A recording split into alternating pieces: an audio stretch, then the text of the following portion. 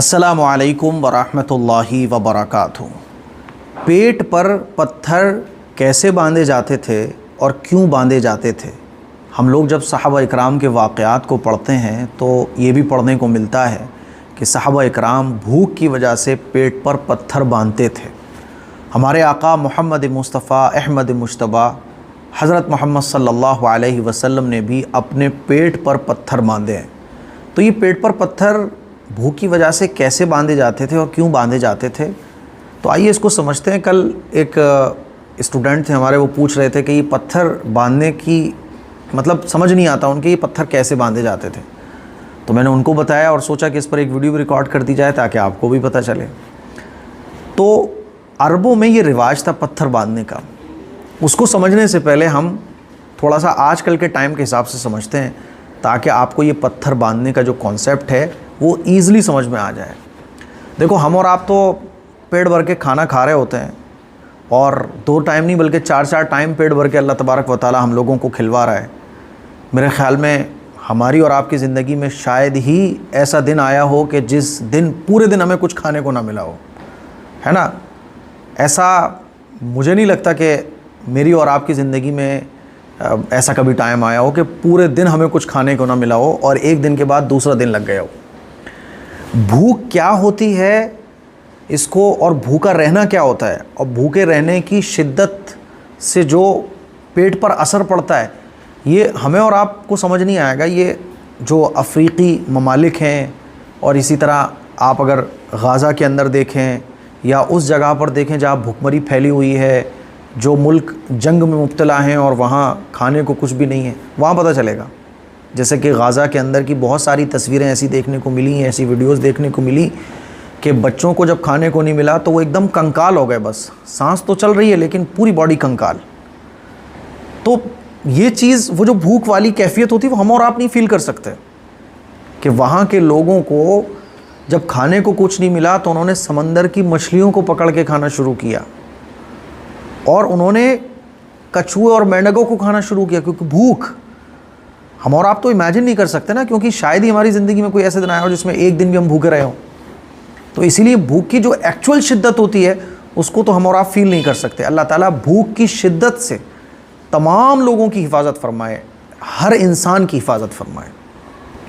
तो मेरे अज़ीज़ भाइयों, एसी में बैठने वाला और हम जैसे लोग, है ना, जिनको पेट भर के खाने को मिल रहा हो, तो वो भूख की उस शिद्दत को महसूस नहीं कर सकते जो 2-2, 3-3 दिन भूखे रहने वालों को होती है। हम नहीं महसूस कर सकते।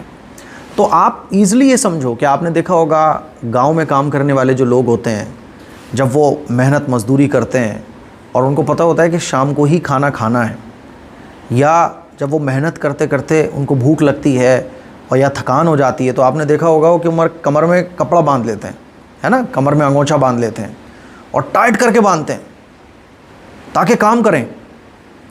उनसे पूछोगे भैया ये कमर में क्यों बांधा जा रहा है? औरतों को भी आपने देखा होगा खेती बाड़ी में जो काम करती हैं वो कस के बांधती हैं पेट पे।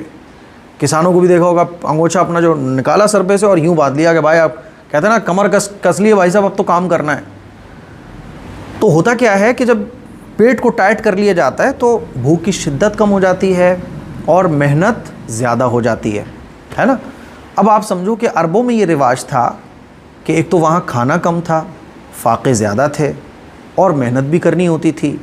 तो जब भूख की शिद्दत बढ़ती है तो पेट बिल्कुल पिचक जाता है, सुकड़ जाता है और ऐसे कमर के झुकने का अंदेशा होता ही हूँ कि भूख की वजह से अगर इस पेट को नहीं साधा गया तो जो है ना कमर टेढ़ी हो जाएगी। तो जब भूख की शिद्दत बढ़ जाती थी तो अरबों में ये रिवाज था कि वो पत्थर रख के उसको कपड़े से बांध दिया करते थे। जैसे हमारे ज़माने में आजकल अंगोछा बांध लेते हैं, है ना। तो अंगोछा क्यों बांधा जाता है? तो जाहिर सी बात है, जो अंगोछा बांध रहा है, जो किसान है, मज़दूर है, मेहनत कर रहा है, वो वही समझ सकता है।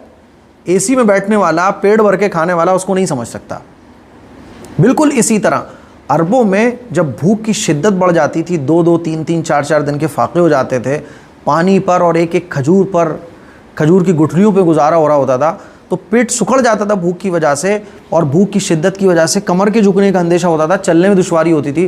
तो उस वक्त अरबों में जो लोग थे वो क्या करते थे, पेट पे पत्थर रखा और उसके ऊपर एक कपड़ा बांध दिया और कपड़ा बांधने के बाद उसको कस दिया तो जिससे क्या होता था कि पीठ जो होती थी वो झुकने के बजाय उसको सहारा मिल जाता था, उसको सहारा मिल जाता था और फिर चलने फिरने में ज़रा ईजी होता था। तो बस आप ऐसे समझ सकते हैं।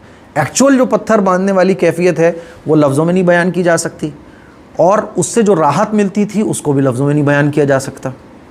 समझ रहे हैं? तो अरबों में ये रिवाज था पत्थर बांधने का। सहाबा इकराम भी पत्थर बांधा करते थे पेट पर, हुज़ूर अकरम सल्लल्लाहु अलैहि वसल्लम भी पेट पर पत्थर बांधा करते थे भूख की वजह से। तो बिल्कुल ऐसे ही जैसे आजकल हमारे माशरे में पेट पर कोई अंगोछा, कोई कपड़ा कस के बांध लेते हैं। मुझे उम्मीद है कि आपको ये पूरा चैप्टर पत्थर बांधने का पेट पर अच्छे तरीके से समझ आ गया होगा। दुआओं की गुजारिश है। अस्सलामु अलैकुम वरहमतुल्लाहि वबरकातुहू।